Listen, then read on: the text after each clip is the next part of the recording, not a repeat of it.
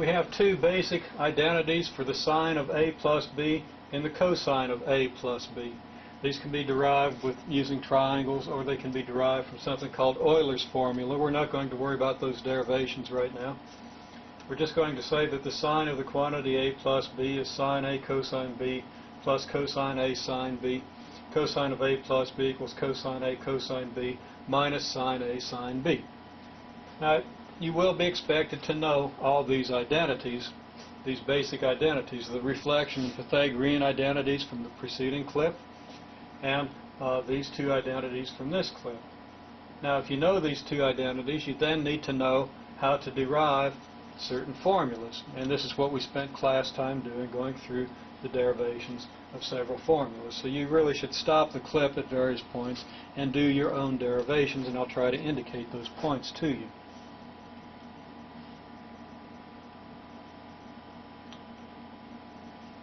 Move back so we can see everything. Now, if we want to do the sine of 2x, how can we get a formula for the sine of 2x? Well, what we can do is we can let a be x, and we can let b equal x. So we'd have the sine of x plus x, or the sine of 2x. Now, you should stop at this point and plug in x for a and x for b, and then do the same on this side without looking at what we've got down here. Just plug in x for a and x for b throughout the formula, and then simplify it and see what you get. Now, if you've done that, and I hope you've done that, here's the way it works. A equals x, b equals x. We get the sine of x plus x, which is, of course, the sine of 2x. And that's the sine of x times the cosine of x from these terms, or from these factors. And from these factors in this term, we have cosine of x times sine of x. Now, sine of x cosine x is the same as cosine x sine of x by the commutativity of multiplication. So we can say that's sine x cosine x plus sine x cosine x. And then we simplify that to 2 sine x cosine x.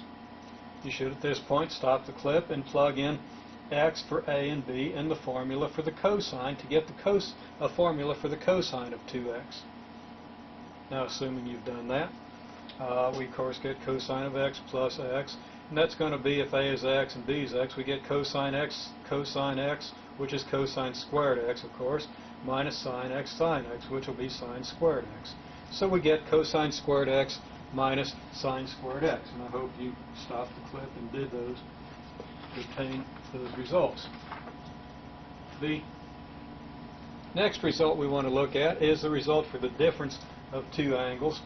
And to get the sine of x minus y, we're going to plug in x and negative y into the identity for the sine of a plus b. So you should do that at this point.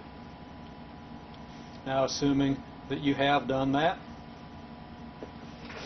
we see we're going to get the sine of x times the cosine of negative y, that is, a is x and b is negative y, plus the cosine of x times the sine of negative y. Then we apply the reflection identities. The cosine of negative y is the same as the cosine of y, as noted here. So sine x cosine negative y becomes sine x cosine y. The sine of negative y, though, is the negative of the cosine y, so that cosine x sine negative y becomes negative cosine x sine y, and we have this expression for the sine of x minus y. You should then go and substitute x for a and negative y for b in the formula for the cosine of a plus b. Having done that, you're going to obtain cosine x cosine negative y minus sine x sine negative y.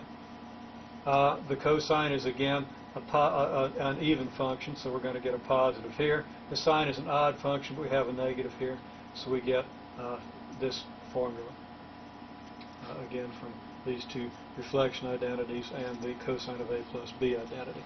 We can summarize those formulas, and I'm more interested that you remember how to derive these formulas at this point than in your being able to remember them, but you should be able to obtain them anytime you need them on a test or anything.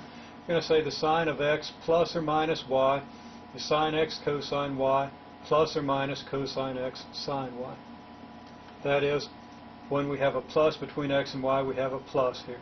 When we have a minus between x and y, as we saw up here, we have the minus. And the cosine of x plus or minus y is cosine x cosine y minus or plus sine x sine y. When we have a plus here, we have a minus here.